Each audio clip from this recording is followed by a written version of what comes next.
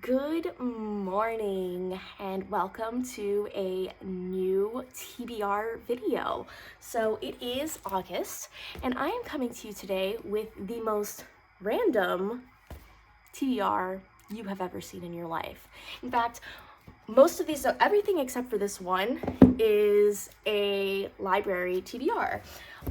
When I went to the library and the librarian saw my stack, she's like, "But what do you read?" Because it makes absolutely no sense. The genres are all over the place. Yeah, it's just very random. So I'm really excited to show it to you. We'll just go ahead and get started going through the books that I plan on reading in August.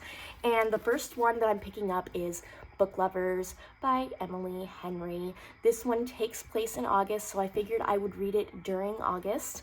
And it is a contemporary romance about a literary agent who goes to a small town with her little sister and keeps bumping into her nemesis at work, an editor named Charlie Lastra, and I'm assuming a romance ensues. So that is Book Lovers. Next up, we have Miranda Popke, Topics of Conversations. And now with these library books, I will be honest, a lot of them I picked because of the covers or because look how cute this book is in size. It's like this very strange size. So I picked it up mostly because of that, and then I liked the sea green popped out at me. But essentially this is like a literary fiction about desire, disgust, motherhood, loneliness, art, pain, feminism, anger, envy, and guilt in language that sizzles with intelligence and eroticism. This novel is composed almost exclusively of conversations between women, the stories they tell each other and the stories they tell themselves about shame and love, infidelity and self-sabotage, and careens through 20 years in the life of an unnamed narrator, hungry for experience and bent on upending her life. Edgy, wry, shot through with rage and despair, Topics of Conversation introduces an audacious and immensely gifted new novelist. So, I mean, not new, because this came out in 2020, so I'm behind on the game. But the cover is very cute. There's like these two women in a pool. Don't know if you can see it with the shiny cover. But yeah, we like the cover. And I like things that are kind of weird. So we're gonna give this a shot. Next up, I caught this thing was so skinny. And I was like, yes, I need smaller books in my life. I read too many big books. And while I do like big books, sometimes you need some skinny ones to get you through in between them.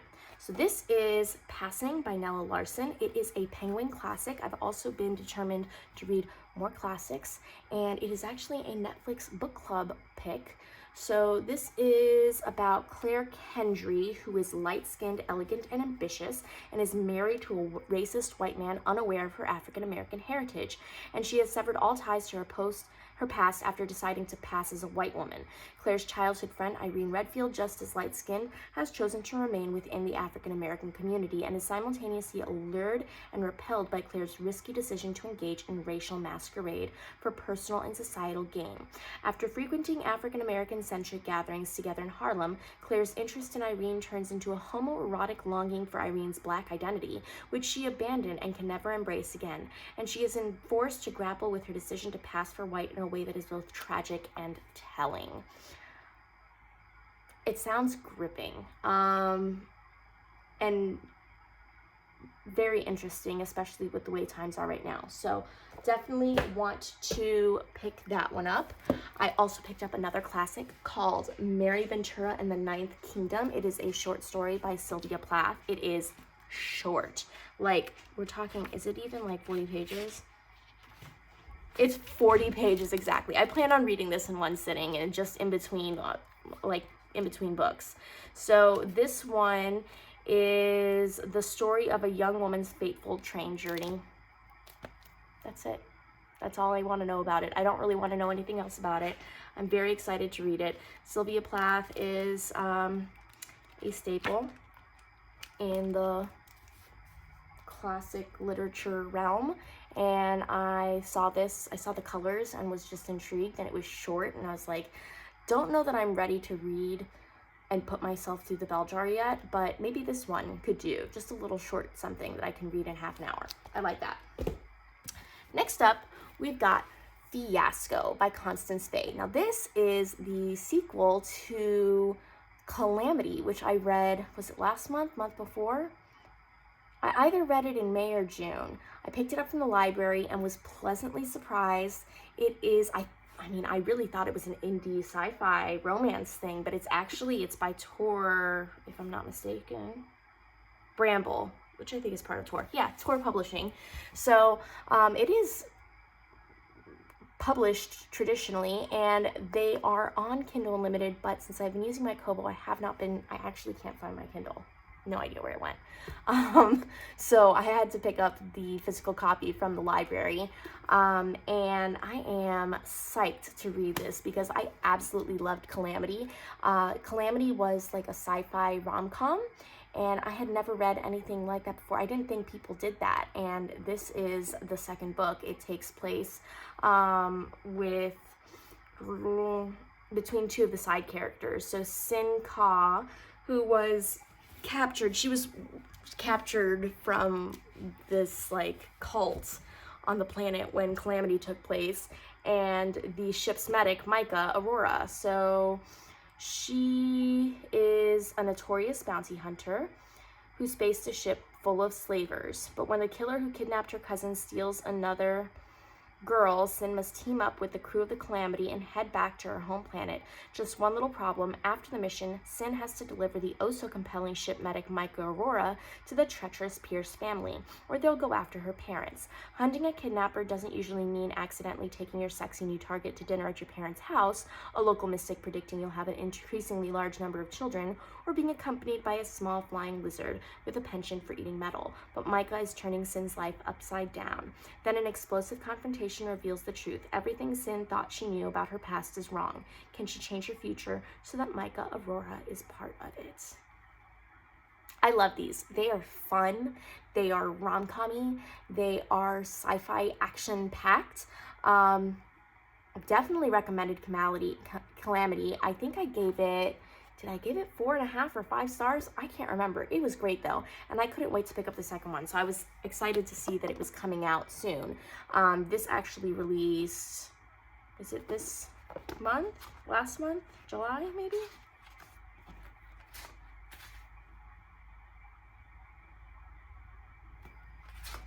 I think it released in July. I'll double check that, but I think it was published in July. So really excited to read this one. I think that with all the serious books in here, besides Book Lovers, with all the serious books, I'm gonna need something kind of lighthearted and fluffy to read in between that. And then finally, my library is having their book club this month is a translated international author. Something like that. I can't remember. It's either translated or it's an international author. So I chose The Three-Body Problem by, I don't know how to say this author's name. It's Chinese. Sijing Liu. It's translated by Kevin Liu.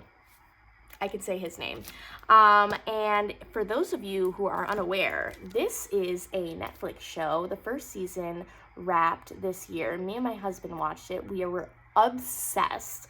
I want to read the series to see if it's as good as the show was. Hopefully it's better. So Three-Body Problem is about, oh, I like this blurb. So with the scope of Dune and the rousing action of Independence Day, the near-future Three-Body trilogy is the first chance for English-speaking readers to experience a multiple award-winning phenomenon from China's most beloved science fiction author. It is high praise, high praise. It begins against the backdrop of China's Cultural Revolution when a secret military project sends signals into space to establish contact with aliens. An alien civilization on the brink of destruction captures the signal and begins planning their introduction to Earth. Over the next few decades, they establish first contact via very unlikely means, an unusual online video game steeped in philosophy and history. As the aliens begin to win Earthbound players of the game over to their side, different camps start forming, planning to either welcome the superior beings and help them take over a world seen as corrupt, or to fight against the invasion. The result is a science fiction masterpiece of enormous scope and vision.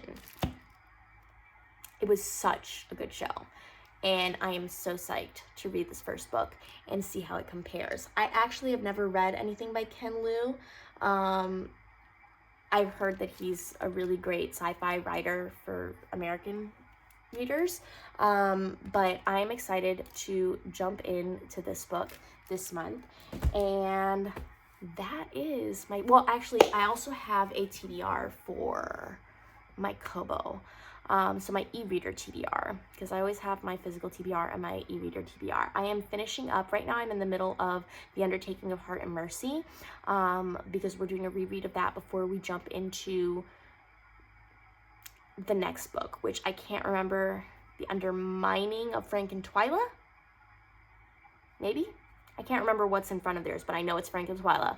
And I am psyched about that, because The Undertaking of Heart and Mercy is one of my favorite fantasy romances. So I'm very excited to be rereading it and then jumping into the sequel. Then I think we're planning on reading When the Moon Hatched next. Don't quote me on that, but I think that's the one that I'm going to be reading next. So, and then I'm hoping that somewhere in between there I can finish. I started reading, what was that book called? Swan Song by Robert McCammon, and I am about like 56% through it. I really want to finish that book. It is a long book, so I've been taking my time with it and not like stressing out about it, but I do want to continue it. I've been kind of putting it to the side for buddy reads, and I'd like to maybe put aside the buddy reads and pick that one back up again, because it was really, really good and I'd like to get back to it. So yeah, that's kind of what I've got on the menu this August. I am so excited to read these and take you along on my journey with them. And if you've read any of them, please let me know what your thoughts are. I'm so curious to know. And yeah, I will see you in the next video. Bye.